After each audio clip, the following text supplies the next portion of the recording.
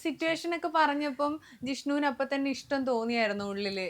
ആ സമയത്ത് ഇഷ്ടമല്ല, നമുക്ക് ആളുടെ അടുത്തൊരു ഇത് വരില്ലേ, റെസ്പെക്ട് വരില്ലേ. ആ, ആ. ഇങ്ങനെ ഇരുന്നിട്ടും അവള് കഷ്ടപ്പെടുന്നുണ്ടല്ലോ വീട്ടുകാർക്ക് വേണ്ടി. അതെ, അതെ. ഈ ക്യാൻറ്റീനിലൊക്കെ പോയി നിന്ന് വീട്ടു ജോലിക്കൊക്കെ പോയിട്ടുണ്ട് ആണ്. അമ്മയുടെ ഒപ്പം.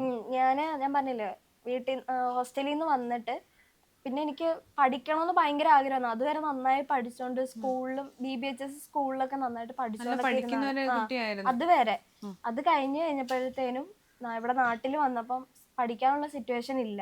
ബുക്ക് വാങ്ങിക്കണം, ബാഗ് വാങ്ങിക്കണം, ചെരുപ്പ്, അങ്ങനെ കുറേ സാധനങ്ങൾ ഉണ്ടായിരുന്നു. അങ്ങനെ അമ്മ എൻ്റെ അടുത്ത് ഇങ്ങനെ, അമ്മ പോണ വീട്ടില് എൻ്റെ അടുത്ത് ചേച്ചി വന്നു, കസിൻ ഉണ്ട്. അപ്പൊ ഞങ്ങളെ രണ്ടുപേരെ നോക്കിയത് അമ്മയാണ്.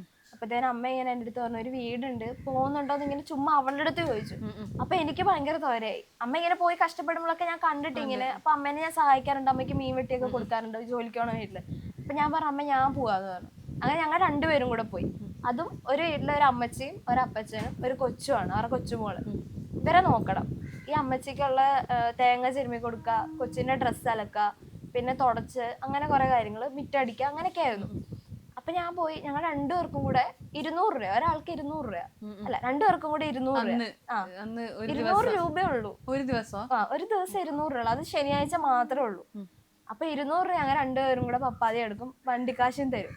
ഞങ്ങൾ എന്നിട്ട് ആ പൈസ 100 രൂപ മാറ്റി വെച്ചിട്ട് വണ്ടിക്കാശ് വന്നിട്ട് ബാക്കി പൈസ ഞങ്ങൾ ജ്യൂസൊക്കെ വാങ്ങി കുടിച്ച് അത് സേവ് ആക്കി വെക്കും ഞാൻ.